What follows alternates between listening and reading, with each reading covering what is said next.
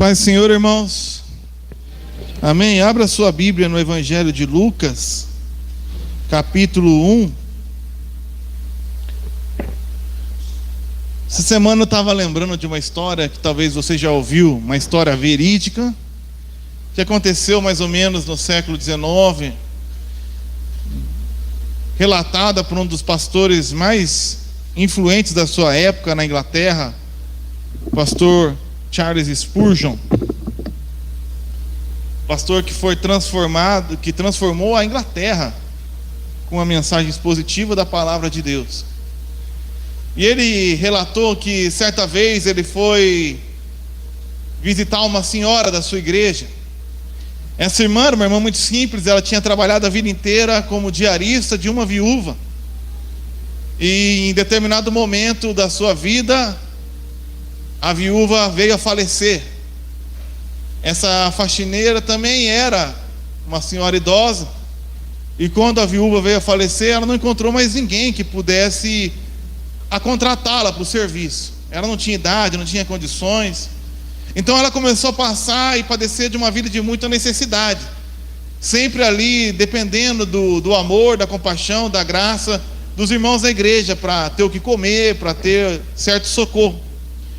E certa vez o pastor Charles Spurgeon foi até a casa dessa mulher, e chegando lá foi orar por ela, e ela começou a contar as suas dores, as suas lamentações, e começou a dizer que infelizmente não conseguia mais emprego, mas era grato a Deus pela vida da sua antiga patroa, que sempre foi muito, muito boa para ela. Em determinado momento ela falou assim: ela foi tão boa, e ela deixou uma carta para mim aqui. Eu não sei ler, mas eu emoldurei essa carta e pendurei aqui na parede. O pastor pode ver, e eu sempre gosto de olhar para aquela carta e lembrar de como ela foi boa para mim. Então o pastor Charles Spurgeon foi olhar para aquela carta emoldurada e voltou para ela e falou assim: irmã, eu poderia levar essa carta para um cartório para verificar algumas coisas e depois eu trago para você? Ele falou: não, pode levar. E ele foi, verificou e voltou para ela e falou assim: isso aqui não é uma carta, irmã, isso aqui é o testamento. A tua antiga patroa morreu e deixou tudo para você, mas ela não sabia ler, e na sua ignorância ela desperdiçou a oportunidade de desfrutar de tudo aquilo que já tinha sido deixado para ela.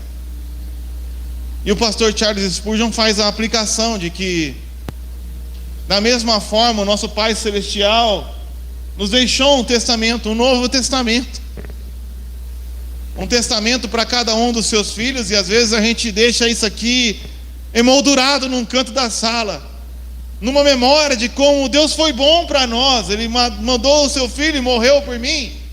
Como Deus é bom para mim, olha, eu sou até crente.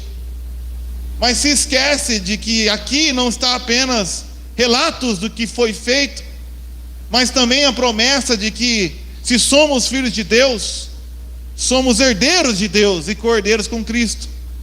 E aqui nós temos posse de todas as coisas que Ele nos prometeu. Mas como diz a palavra de Deus, o meu povo perece por falta de conhecimento. E por falta de conhecimento na palavra de Deus, muito do que nós poderíamos estar desfrutando está sendo desperdiçado. Na noite de hoje eu queria relatar para vocês a história da vinda de João Batista milagrosa.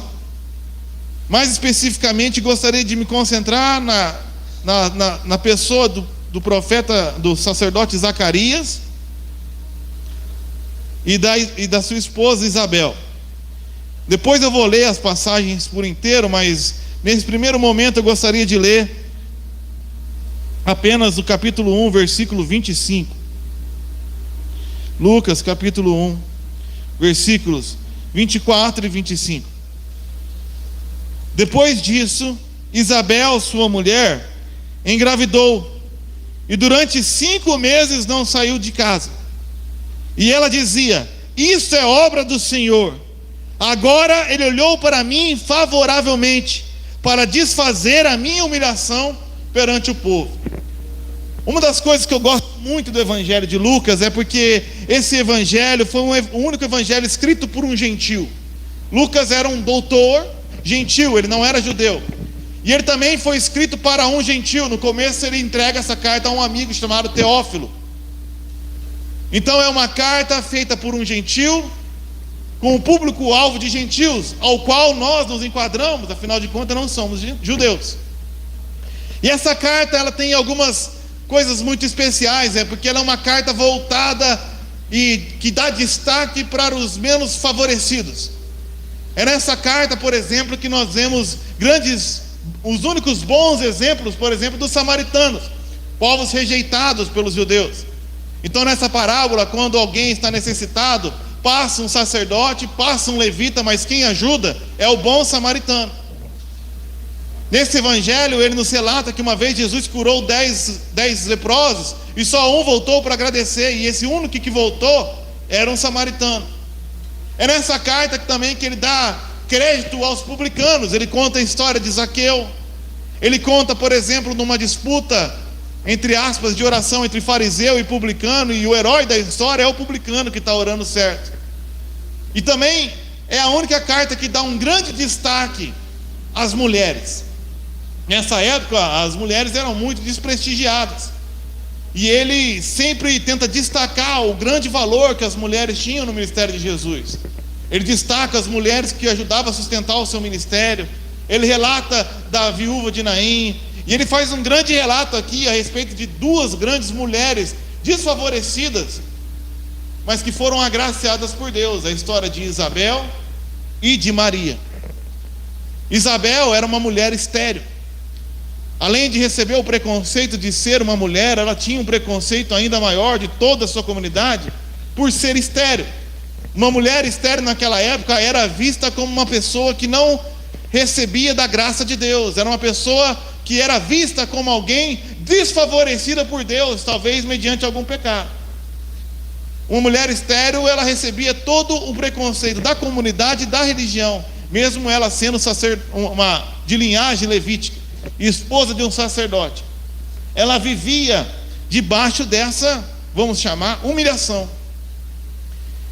E nós já vamos ler a passagem, e ela relata nessa passagem que, de maneira milagrosamente tardia, porque ela já era uma senhora idosa, ela recebe uma promessa de Deus, e essa promessa prontamente se cumpre, e ela tem o milagre de receber um filho. Mas eu quis começar por essa oração final, pelo último versículo, porque quando você vê ela recebendo esse milagre, ela estava aqui grávida de João Batista, aquele que Jesus veio a dizer que foi o maior profeta de todos os tempos. Ela estava grávida de alguém que virou o profeta que preparava o caminho do Senhor, e ela estava consciente disso. Ela não agradeceu por essa grande obra que seria feita através da sua vida. Ela não agradeceu pelo fato de ter um filho. O que me estranha e talvez até me choca num primeiro momento é o motivo da sua gratidão. Ela fala assim: o Senhor agora olhou para mim favoravelmente para desfazer a minha humilhação perante o povo. Irmãos, quando eu olho isso aqui, num primeiro momento, me choca o motivo fútil, num primeiro momento de gratidão. Ela está agradecendo, Tiago, que agora ela não passa mais vergonha diante dos outros. Eu fico pensando assim comigo, cara, isso é motivo para agradecer? Se eu visse ela fosse pastorear ela viesse assim: ô pastor, eu estou passando vergonha, o pessoal está zombando de mim. Talvez eu seria o cara que falaria para ela assim: olha, irmã, isso não é um motivo nobre, não. Vergonha dos outros, você não pode viver a sua vida baseada no que os outros pensam de você. Está na hora de você amadurecer. Você não pode ser julgada por uma coisa tão banal como ter ou não um filho, que não é culpa tua, é uma questão genética, é uma questão clínica, você não tem culpa disso. Ah, mas o pessoal fala, não importa. Isso não é motivo. Talvez eu falaria assim, mas graças a Deus, Deus não pensa assim. Eu acho que a gente perde muito da palavra de Deus, a gente perde muito das promessas que Ele deixou, quando nós tentamos em algumas áreas da nossa vida nos tornarmos amadurecidos. Presta atenção no que eu vou dizer. Eu acho, na minha opinião, hoje, Mateus Simões da Silva, acho que os outros acharem mal de mim ou não é motivo para nada. Eu acho que isso é um motivo bobo. É um problema pequeno. Para mim não é problema. Se você gosta de mim, não gosta, se você... o problema é teu. Mas para Deus não é assim. Deus se importa com os menores dos nossos problemas. Eu acho que na tentativa da gente tentar se amadurecer, a gente desfruta pouco da palavra de Deus. Porque a palavra de Deus fala que o reino de Deus, em alguns lugares fala que a justiça, paz e alegria, são para aqueles que são como crianças. O reino de Deus não são para os amadurecidos. O reino de Deus são para aqueles que, como crianças, ainda acreditam que o seu pai se importa com as suas dores, por menores que elas sejam, pelo amor que ele tem por nós e pela sua graça e misericórdia. Talvez nesse afã de querer sermos grandes perante Deus, tão maduros e conscientes, nós estamos perdendo algumas coisas aqui. Quando você vai ler Salmos 8, eu tenho motivo para pensar assim. Salmos 8 fala: quem é o homem para que deles te lembres, ó Deus? E o filho do homem para que com ele se preocupe? Deus é muito grande. Ele é excelso demais para se preocupar ou se lembrar de mim. Menor ainda do que eu são os problemas que eu tenho. Menor do que eu são as preocupações, os anseios, os desejos, as necessidades. Por que Deus perderia o seu tempo na escala de importância do que tem que ser feito na história da humanidade? Por que Deus se preocuparia comigo? E digo mais, com os pequenos problemas que eu tenho, que talvez daqui 2000 anos alguém vai olhar para mim e falar: nossa, que besteira, Mateus. Mas eu quero dizer para você, através dessa história que nós vamos ler, de que mais estranho de que ter um Deus que se preocupa com seres tão pequenos como nós, e com as necessidades e problemas e lutas e dores e emoções menores ainda, como esta que Isabel tinha, é que Deus cuida da nossa pequenez sem se apequenar. E mais, Ele usa das nossas pequenas necessidades para fazer como um instrumento para a manifestação da sua grandeza. Ele usa as coisas pequenas que nós estamos lutando para demonstrar a sua grandeza sem se apequenar. Eu quero te mostrar aqui, antes de ler o texto, como isso acontece, por exemplo, na vida de Raquel e Lia. Raquel e Lia, no capítulo 30 de Gênesis. Você não precisa abrir, que eu vou fazer uma corrida aqui. Raquel, no versículo 1, chega para o seu esposo e fala: quando Raquel viu que não dava filhos a Jacó, teve inveja da sua irmã. Por isso disse a Jacó: dá-me filhos ou eu morrerei. Teve inveja da irmã. Era uma angústia: eu não tenho filhos. E a história fala que ela foi tentando e deu a serva dela e ficou naquela disputa, até que certo dia Deus o agraciou. E no versículo 23 fala que ela engravidou e deu à luz um filho e disse: Deus tirou de mim a minha humilhação. Está vendo? Isso aqui tem respaldo. Deus tirou de mim a minha humilhação. Para com isso, Raquel. Isso é preocupação, para Deus é. A Bíblia relata, por exemplo, em 1 Samuel, a história de Ana e Penina. Uma disputa ali, quase que infantil. Essa mulher a Penina tinha filhos, e toda vez que Ana ia para o culto, ela zombava dela. Você pode ver 1 Samuel 1,6.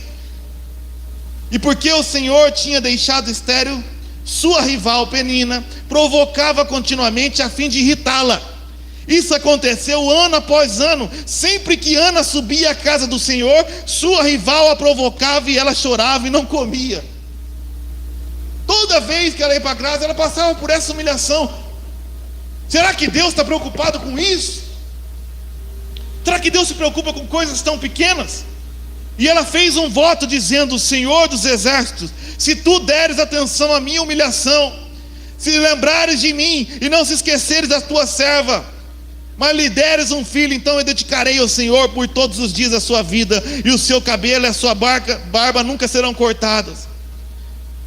E no versículo 15, Depois de ela estar ali orando, fazendo essa oração, veio o pastor da época, veio o sacerdote Levi, e viu ela babuciando, e via que não saía voz, e achou que ela estava embriagada. Já bastasse a humilhação que ela tinha da outra esposa do seu marido. O pastor chegou para ela e falou assim: larga você, uma bêbada. Quando você vai largar o álcool? Quando você vai largar a bebida fermentada? E no versículo 15 ela respondeu: não se trata disso, meu senhor. Eu sou uma mulher angustiada. Não bebi vinho nem bebida fermentada. Eu estava derramando minha alma diante do Senhor. Não julgues tua serva uma mulher vadia. Estou orando aqui até agora por causa da minha tristeza, da minha grande angústia e tribulação. Então ele respondeu: vá em paz, e o que o Senhor de Israel lhe conceda o que você pediu. Você vê aqui duas mulheres, assim como Isabel, que não estavam ali preocupadas com o grande destino da nação. Ela estava preocupada com uma disputa com uma outra mulher. Ela estava preocupada com uma humilhação que sentia pela provocação da rival, ou por causa de cobrança interna dela, ou por causa de uma cobrança social religiosa, como Isabel. E ela tinha todos os motivos, talvez, para pensar como hoje muitos de nós pensam: Deus não se importa com esses problemas que eu tenho. Deus não se importa com essa luta. Ele tem coisa maior para resolver. Está tendo guerra na Ucrânia. Eu quero dizer para você que Deus se importa com os menores dos seus problemas. Mas não só se importa com eles, como faz deles instrumentos para manifestar a sua grandeza. Olha para a história de Raquel e Lia. Raquel só queria ter um filho. Mas Deus não deu só um filho. Ele deu José. Ele deu o futuro príncipe do Egito. Ele deu o instrumento de Deus para manter e preservar a linhagem de Abraão. Deus deu aquele que seria o instrumento de Deus para preservar a sua própria promessa de resgate da humanidade, porque quando ele recolheu a família de Jacó, ele preservou a vida dos seus irmãos e a promessa de Deus, que veio através de Judá, o seu irmão, o irmão que o vendeu. Deus não queria dar um filho. Deus usou desse pequeno problema, dessa lutinha minúscula, para cuidar dela nesse momento, mas usar essa pequena luta para fazer algo muito maior que ela nem sequer imaginava. Olha para o caso de Ana. Deus não deu apenas um filho para que ela parasse para rivalizar com Penina. Deus cuidou da sua luta, Deus se importou com a sua tristeza, mas Ele fez muito mais. Ele usou dessa pequenez para manifestar a sua grandeza, ao enviar através de Ana aquele que viria a ser o sacerdote e profeta, regente de Israel, e aquele pelo qual o rei Davi seria ungido. Um homem que marcou a história, e depois de milênios nós ainda estamos lendo o que ele escreveu e o que ele deixou registrado. Deus usa da nossa pequenez para manifestar a sua grandeza. E da mesma forma, Ele fez assim com Isabel. Deus não queria dar só um filho. Ele deu o filho. E eu vou dizer para você, ainda nem abri o texto. Não pense você que, por causa das impossibilidades das circunstâncias, ou por causa da demora para ser respondida, que isso significa que Deus não se importa com você. Muito pelo contrário. Eu creio que na mesma proporção pelo qual as promessas demoram para chegar, e na mesma proporção como elas são difíceis, fora do comum, da mesma proporção virá a bênção e a resposta do Senhor fora do comum para aqueles que creem também. Foi assim que Ele fez com Zacarias e Isabel. Eles pediram um filho. Ela agradeceu um filho que livrava da humilhação diante das pessoas. Mas Deus não deu um filho. Ele deu o filho. Ele deu aquele que, segundo Jesus, seria o maior profeta de todos. Aquele que prepararia o caminho para a vinda do Rei da Glória. Aquele que prepararia o caminho para o Messias de Israel. Aquele que preparou o caminho para o nosso Salvador. Amém? Baseado nisso, eu gostaria de chamar vocês para uma leitura mais detalhada desse texto. Começando ali no versículo 5. Lucas capítulo 1, versículo 5. O Deus que manifesta a sua grandeza nas pequenas coisas. Não pense você que Deus não se importe. Se você está passando por alguns problemas e às vezes você pensa, eu nem vou perder tempo orando, nem vou perder tempo incomodando ao Senhor. Você está desperdiçando uma herança que foi deixada, de que nós agora, tendo Jesus Cristo como sumo sacerdote, podemos ter acesso à sala do trono para encontrar graça e misericórdia em tempo oportuno. Isso não é para ser usado como última instância. Isso é para ser usado como primeira instância. Não usar isso é um desperdício daquilo que Ele deixou para nós. Por isso, nessa noite eu te convido, você que ainda tem algo a esperar de Deus, você ainda que tem angústias, que talvez você pense que são motivos pequenos demais, a permanecer crendo, permanecer esperando. O Senhor está cuidando de você. O Senhor está cuidando dos seus pequenos problemas.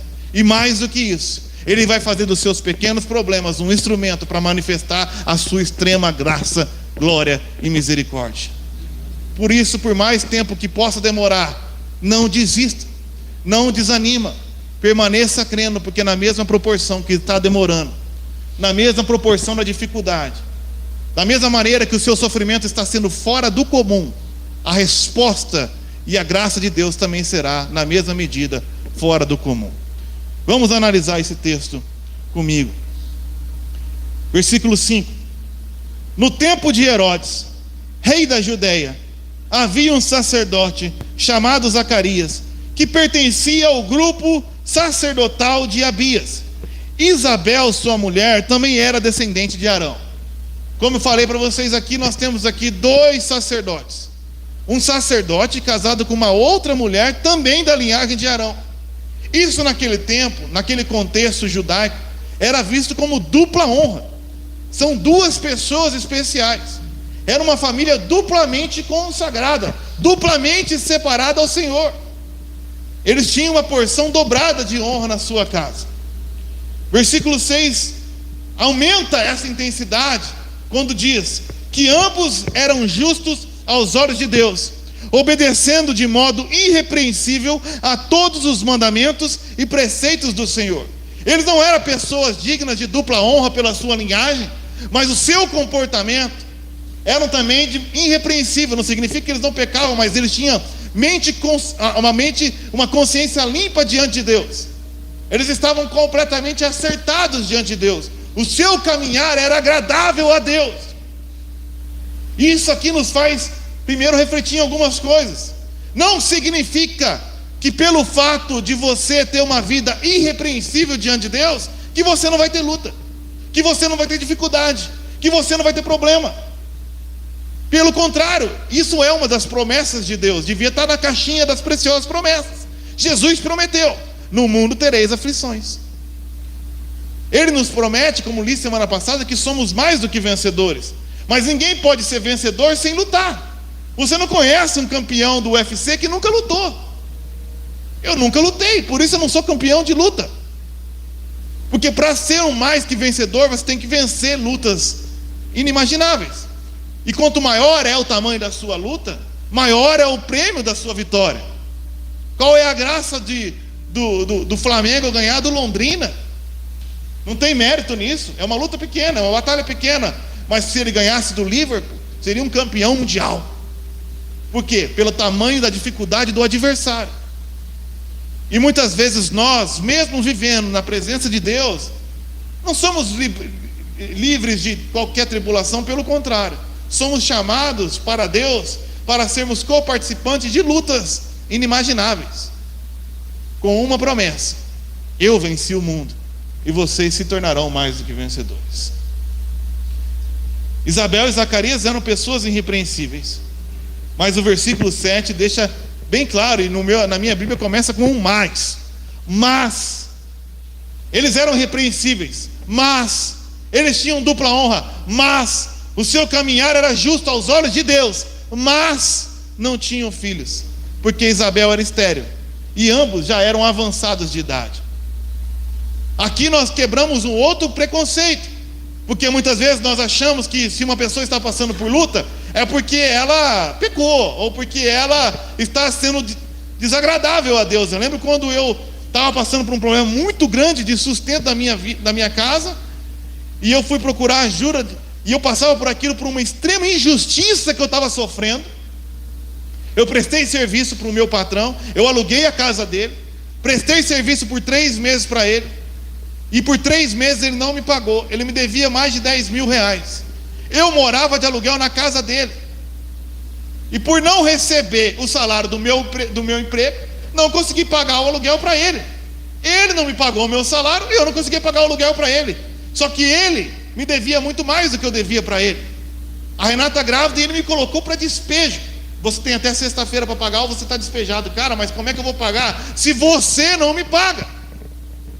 Desconta do que você me deve. Você me deve 10, eu te devo 3. Fica me devendo 7. Eu não quero saber, eu tenho um contrato, e eu vou acionar o seu fiador. E ele acionou o fiador, filho. E o fiador, que era da família, era um homem de Deus. A sua esposa veio falar comigo, e eu lembro até hoje desse dia onde eu estava sentado, porque eu não tinha feito nada errado, eu estava vivendo dentro do que Deus me propôs para viver.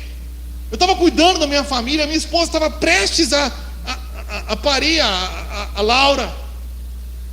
E eu, naquela vergonha, ela chegou para mim, e eu nunca vou me esquecer. Ela falou assim: pastor, você não tem certeza que você não tem um pecado oculto? Pecado oculto?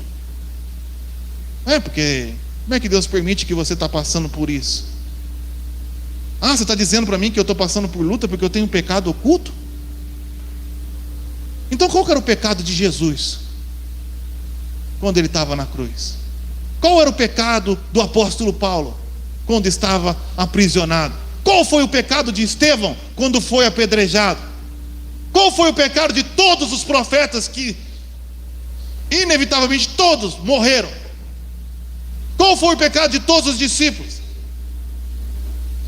Onde você tirou isso? Qual era o pecado de Isabel e de Zacarias? Jesus, quem pecou para que esse menino nascesse assim? Ninguém pecou. Ele nasceu assim para que eu manifestasse a minha glória. Tem lutas que o Senhor coloca na nossa vida porque a gente pediu para passar. Mas tem lutas que Ele coloca na nossa vida só para manifestar a grandeza da sua glória, para manifestar a beleza da sua vitória. Eles não tinham filhos, e ela ainda por cima era avançada de idade.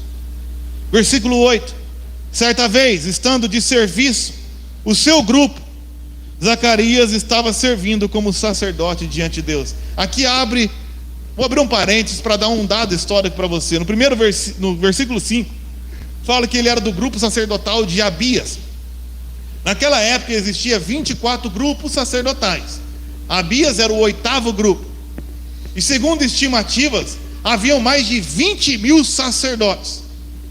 Então o que eu quero dizer para você é que cada semana um grupo cuidava do serviço no templo. E cada grupo cuidava desse serviço por uma semana, 2 vezes no ano só.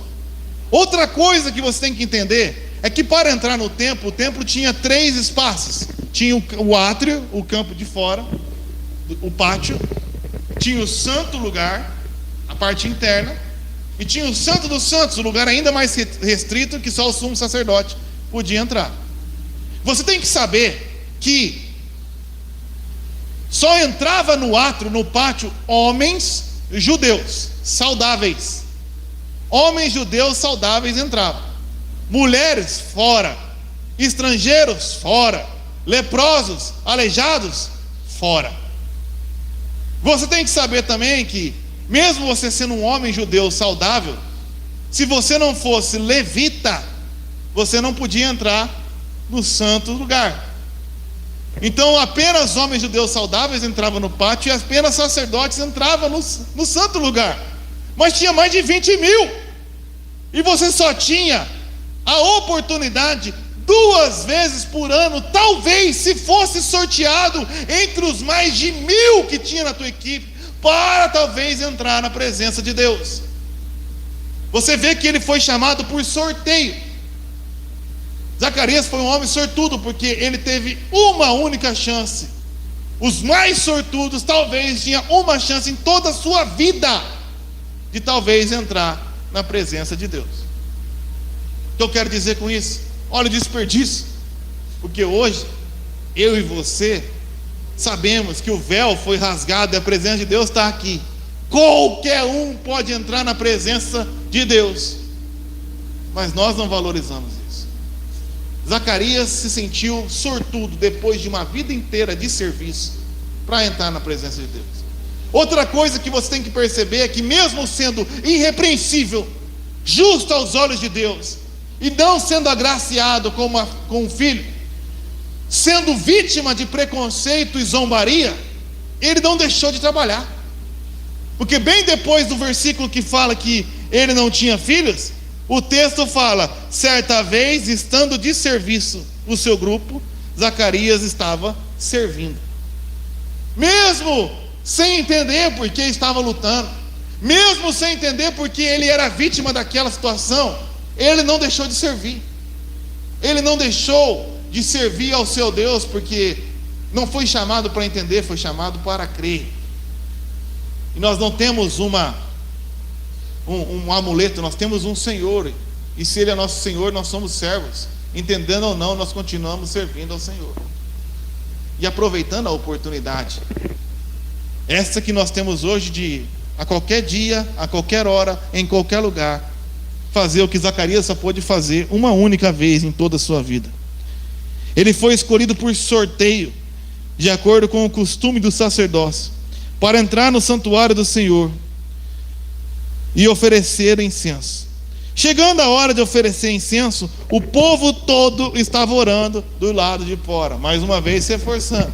Só ele na presença de Deus, e todo o povo ficava do lado de fora, esperando que ele fosse orar por todos e depois voltasse para o lado de fora e proclamasse uma bênção para o povo. Imagina isso, que só os homens ficassem ali na rua, no quintal, esperando só eu adorar a Deus, e eu volto, abençoo só os homens, que depois abençoo as mulheres que estão lá na rua.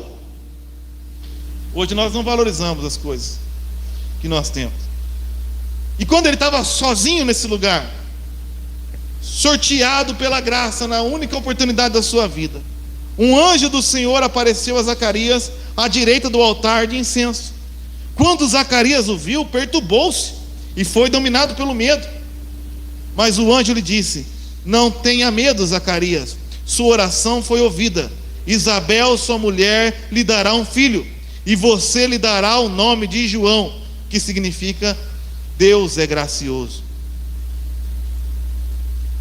E depois de ter esperado toda a sua vida, a sua oração foi ouvida. Significa que em algum momento ele orou, significa que provavelmente ele passou a vida inteira orando. E ele já estava perto de não ver nada acontecer, mas quando ele entrou na presença de Deus, pela primeira vez ele ouviu a resposta: a tua oração foi ouvida. A tua oração e a oração da sua esposa foi ouvida. Quando nós entramos aqui, nesse ambiente de adoração, não pelo prédio, mas pela nossa comunhão, eu quero dizer para você: a sua oração foi ouvida. A sua oração foi ouvida. Você não está na frente do pastor, você está na frente de Deus. Gabriel era mensageiro de Deus. Eu sou um mensageiro de Deus e fui enviado nessa noite para repetir, como faço pouquíssimas vezes aqui: a sua oração foi ouvida. Deus é gracioso, e Ele será motivo de prazer e de alegria para você, e muitos se alegrarão por causa do seu nascimento. Deus se importa até com a sua alegria, porque o reino de Deus é justiça, paz e alegria, e Ele suprirá todas as nossas necessidades em Cristo Jesus. Ele se importa com o que a gente se importa, e mais do que isso, Ele é especialista em surpreender, a superar expectativas. E quando Ele te responder, vai ser mais do que você pede ou pensa. Eu creio nisso, porque é assim que a palavra de Deus fala, que Ele é poderoso para fazer infinitamente mais, além de tudo aquilo que pedimos ou pensamos, segundo o seu poder que opera em nós. Deus é especialista em superar expectativas. Acompanha comigo rapidinho, e nós já voltamos à continuidade desse texto em Atos capítulo 3. A história de um homem que tinha um pequeno problema, mas Deus superou a sua expectativa para manifestar a sua grandeza. Atos capítulo 3, versículo 1. Certo dia, Pedro e João estavam subindo no templo na hora da oração, às 3 da tarde. Estava sendo levado para a porta do templo chamada Formosa, um aleijado de nascença, que ali era colocado todos os dias para pedir esmola aos que entravam no templo. Olha aqui um homem que não podia entrar no templo, como eu disse, porque ele era um aleijado. Ele não tinha expectativa de encontrar-se com Deus. Ele não tinha mais expectativa de receber qualquer milagre. A única expectativa dele era humilhantemente ser carregado e humilhantemente ser deixado na porta do templo para talvez receber uma esmola e comer naquele dia. A única expectativa era que alguns daqueles homens agraciados por Deus pudessem deixar algo para ele comer. Era a sua necessidade. E Deus não apenas se importou com a sua necessidade, como fez muito mais. Vamos continuar lendo o texto. Vendo que Pedro e João iam entrar no pátio do templo, pediu-lhes esmola. Pedro e João olharam bem para ele, e então Pedro disse: olhe para nós. O homem olhou para eles com atenção, esperando receber deles alguma coisa, esperando receber uma comida, uma moeda, qualquer coisa simples. Eu estava de bom tamanho. Quem era esse homem para ser lembrado por Deus? Na cabeça dele, Deus não deixava nem ele entrar na sua presença. Ele não podia nem entrar na casa de Deus. Me dê qualquer coisa. É uma pessoa que já se conformou com pouco. Disse Pedro: desculpa, não tenho prata nem ouro, mas o que eu tenho, isso eu lhe dou. Em nome de Jesus Cristo Nazareno, ande. E segurando pela mão direita, ajudou a levantar-se.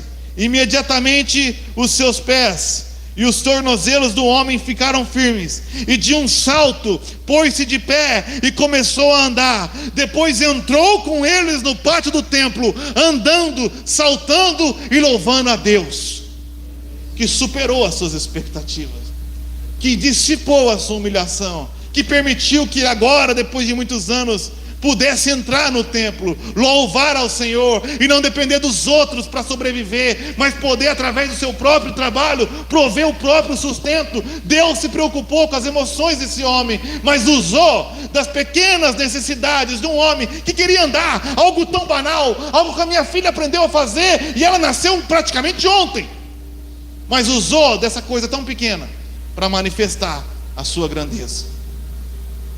Deus responde às nossas necessidades. Deus cuida da nossa pequenez, mas usa dela para manifestar a sua grandeza. Voltando ao texto, Deus te deu um filho, Ele vai te dar alegria, Ele vai trazer alegria para você, mas tem mais. Eu não estou preocupado só com a tua humilhação diante da multidão. Ele será motivo de prazer e de alegria. 14.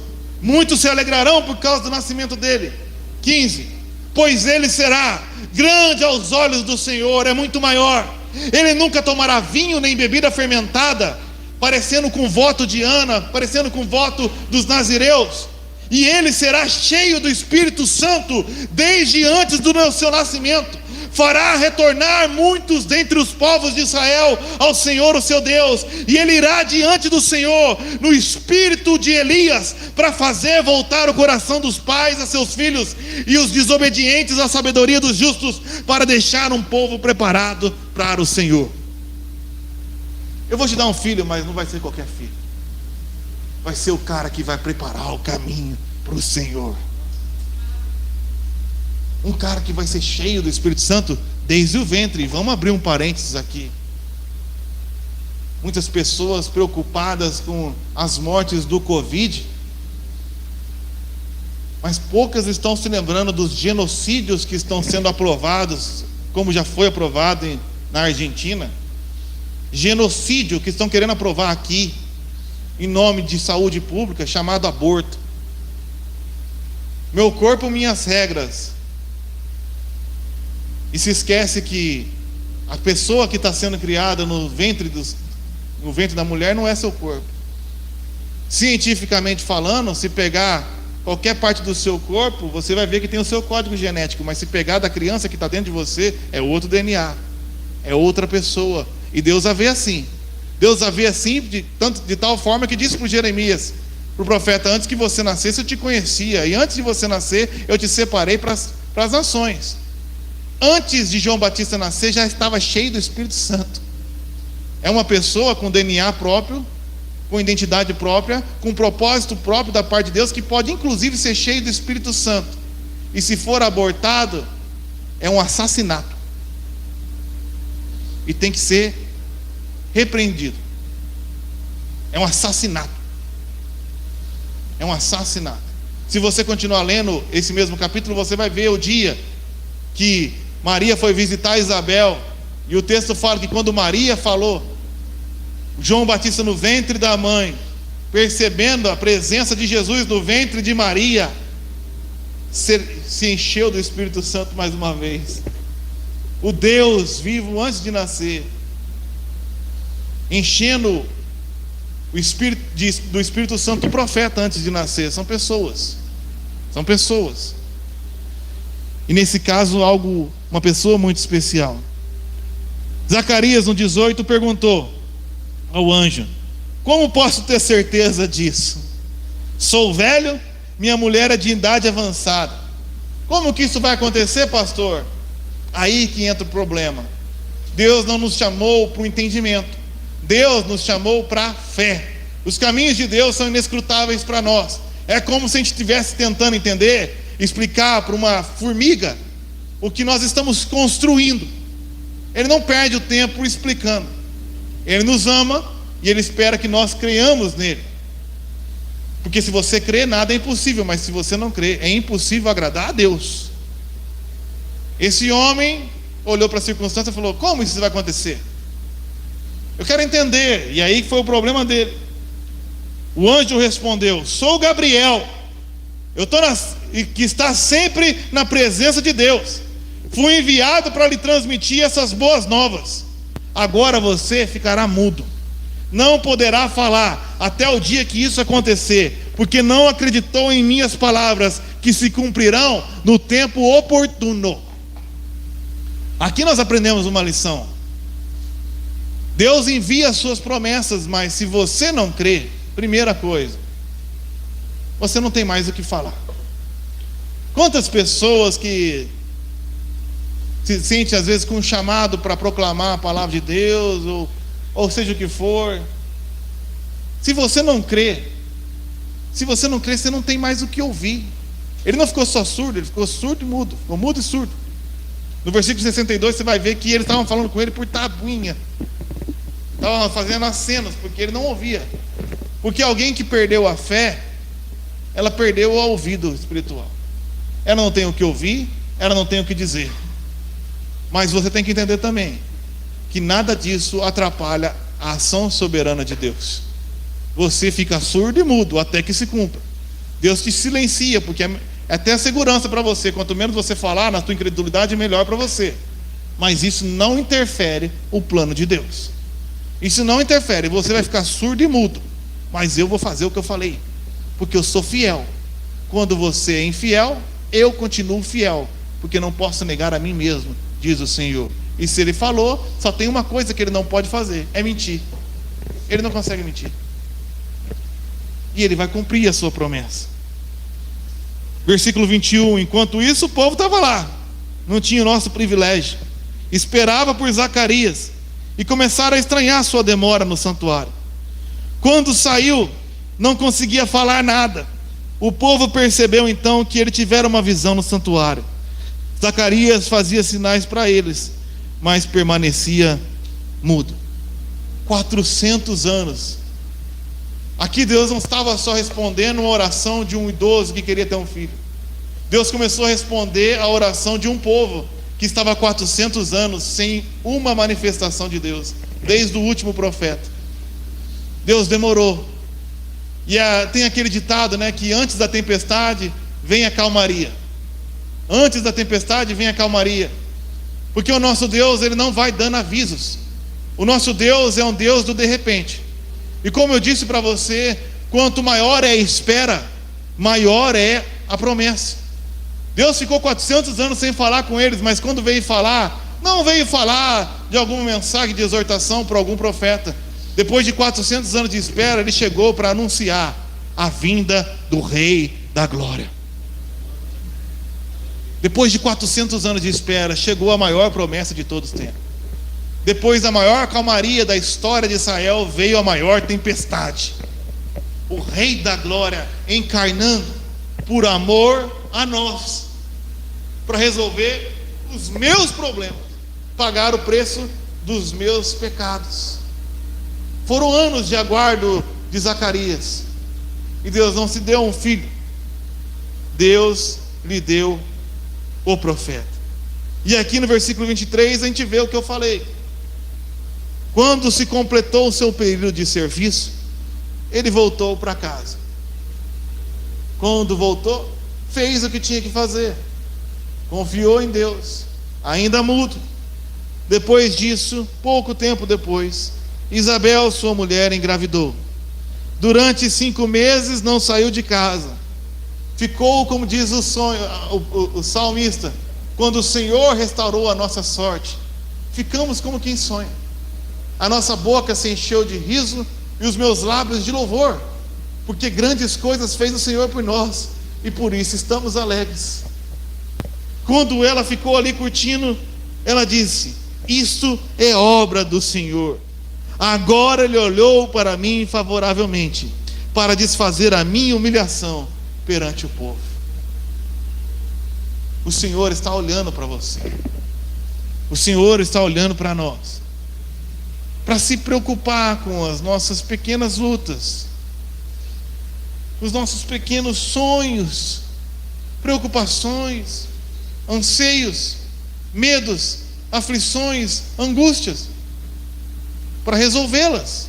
Mas muito mais do que isso, manifestar a sua grandeza e colocar nos nossos lábios um hino de louvor. Por isso Salmos 40 diz: esperei pacientemente pelo Senhor, porque às vezes demora, mas Ele se inclinou para mim, ouviu o meu clamor, tirou os meus pés de um charco de lodo, firmou os meus passos sobre uma rocha, e me pôs nos lábios uma nova canção, um hino de louvor ao Deus da minha vida. Muitos verão a face do Senhor e confiarão através do que Ele fez em nossas vidas. Quando foi ter um momento mais para frente, no versículo 63, e não queriam colocar o nome de João, porque era costume colocar o nome de alguém da família. Os familiares falaram: não, ele tem que chamar Zacarias. Você só colocava o nome de alguém que não era da família se fosse alguma coisa fora do comum. E Zacarias, na tabinha, falou assim: o seu nome é João. E quando ele obedeceu, a palavra de Deus fala aqui no versículo 63, ele pediu uma tabuinha e, para admiração de todos, escreveu: o nome dele é João. Eu vou obedecer o que Deus disse. O nome dele é João. E imediatamente sua boca se abriu, sua língua se soltou, e ele começou a falar, louvando a Deus. Deus irá responder às nossas orações. Deus já respondeu à nossa oração, e no tempo oportuno vão se manifestar. E quando ela se manifestar, a nossa língua se soltará para louvar o seu nome. Eu queria, para encerrar, convidar a todos a abrir o Salmo 113. Só de conhecer esses salmos, eu já pude experimentar talvez os maiores milagres na nossa vida ministerial, minha e da Renata. Esses salmos é muito, muito legal. Você devia deixar ele registrado. Eu devia deixar ele aberto. Talvez emoldurá-lo e colocar na parede, mas não ver ele como um quadro. Antes disso, ir lá no banco e sacar o que está escrito aqui. Tem muita gente aqui, e às vezes eu me coloco assim, que desperdiça a oportunidade de fazer como Ana e derramar a sua alma na presença do Senhor, com cada um dos seus problemas, tentando pagar uma de espiritual. tentando pagar uma de bonzão para Deus, de maduro, em vez de derramar: Senhor, eu estou sofrendo, porque, poxa, eu não consigo pagar nem as contas. Poxa vida, eu estou passando vergonha aqui, minha mulher está grávida. E agora eu só queria estar no mesma cidade que ela, quando meu filho nascer, e esse cara está sendo injusto. Esse cara está sendo injusto. Desculpa, Deus, mas eu queria até que ele, sei lá, morresse. Pagar de ser besta. E na sinceridade, Deus faz muito mais. Ele resolve o seu problema e manifesta a sua glória. Olha que esse texto do Salmo 113. Aleluia! Louvem, ó servos do Senhor, louvem o nome do Senhor. Seja bendito o nome do Senhor, desde agora e para sempre. Do nascente ao poente, seja louvado o nome do Senhor. O Senhor está exaltado acima de todas as nações, e acima dos céus está a sua glória. Quem é como o Senhor, o nosso Deus, que reina em seu trono nas alturas? Olha essa descrição, ela é maravilhosa, porque ela fala que o Senhor está exaltado acima de todas as nações, acima dos céus está a sua glória. Deus não está no céu, Ele está acima dos céus, acima das nações, acima de tudo isso está esse Deus tão glorioso. Quem é o homem para que dele se lembre? Quem é o filho do homem para que ele se preocupe? Quem são quais as minhas preocupações na fila do pão da ação soberana de Deus? Mas o versículo 6 é espetacular, e ele fala em tom de pergunta. Há uma entonação de pergunta: mas ele se inclina para contemplar o que acontece nos céus e na terra? Primeiro repara, ele está tão alto que ele se inclina para contemplar o céu. Ele é tão exaltado que ele tem que se inclinar para contemplar o céu. Mais pior, ele se inclina para contemplar o que acontece na terra. Ele se inclina para contemplar uma disputa infantil entre Lia e Raquel. Ele se inclina para contemplar uma briguinha entre Penina e Ana. Ele se inclina. Ele se inclina para ouvir o meu clamor, Milton, os meus medos, os meus anseios, os meus pedidos. Ele se inclina para ouvir a minha oração. Quem é esse Deus que acima das nações ainda se preocupa com alguém tão pequeno como eu? Então o versículo 7 fala: ele não se inclina apenas, ele levanta do pó o necessitado, ele ergue do lixo o pobre, para fazê-lo sentar-se com os príncipes, como fez com Moisés, como fez com José, de repente, da prisão para o trono. Ele os faz sentar com os príncipes do seu povo, dá um lar a estéril, e faz da estéril alegre mãe de filhos. Aleluia! Louvem o Senhor, louvem os servos do Senhor, louvem o seu nome, benedictus o nome do Senhor. Por isso Zacarias fez um hino que é conhecido até hoje como Benedictus, como ele fala, um hino de louvor ao Senhor, porque Deus mudou a sua sorte, e Deus irá responder às nossas orações, porque Ele é fiel. Vamos ficar em pé, vamos adorá-lo. No Evangelho de Lucas, no primeiro capítulo, tem duas grandes canções que ficaram marcadas na história: a canção de Zacarias, chamada Benedictus, e a oração de Maria, conhecido como Magnactus. Maria também recebeu algo espetacular, inimaginável, na verdade a maior graça de todos os tempos: a oportunidade de generosamente procriar e gerar e cuidar do próprio Deus. E quando Maria recebeu essa confirmação, ela cantou uma música de louvor. Ela começou a dizer: minha alma engrandece ao Senhor, o meu espírito se alegra em Deus, o meu Salvador, porque com poder tem feito grandes coisas, e com misericórdia demonstrado amor. Misericórdia para se inclinar para mim, certo? Para se inclinar para você, para se inclinar para ouvir a tua oração, Vadir,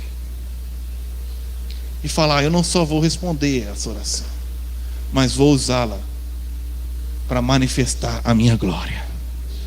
E quando eu fizer, todo mundo vai ver. Você não precisa anunciar, todo mundo vai ver e vai glorificar o nome dele juntamente com você. Nessa noite eu quero convidar vocês pela fé a declarar essa canção de adoração. Como mensageiro de Deus, eu só tenho essa mensagem: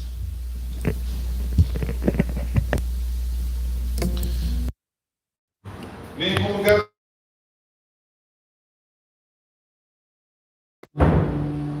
O Senhor irá cumprir o que Ele prometeu. O Senhor está ouvindo a sua voz. A tua escolha nessa noite é, pela fé, louvar a Ele, ou perguntar como isso vai ser feito e continuar surdo e mudo. Mas eu prefiro usar os meus lábios, não para questionar, mas para declarar. Minha alma engrandece ao Senhor, meu espírito se alegra em Deus, meu Salvador, pois com poder tem feito grandes coisas, e com misericórdia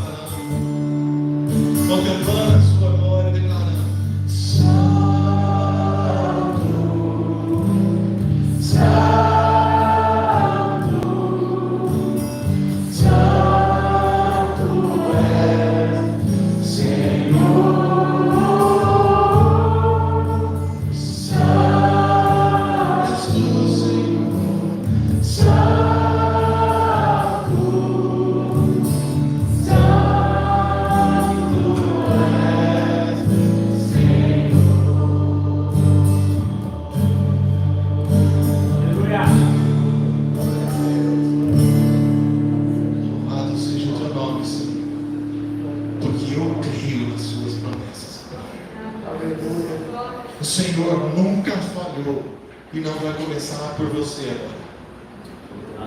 Ele não vai começar por nós. Ele permanecerá fiel. Se Ele falou, vai acontecer. Por mais que demore, por mais que pareça impossível, quanto mais especial, fora do comum for a nossa espera e a nossa angústia, mais fora do comum será a nossa vitória também. Essa é a promessa de Deus. Então receba em nome de Jesus. Amém?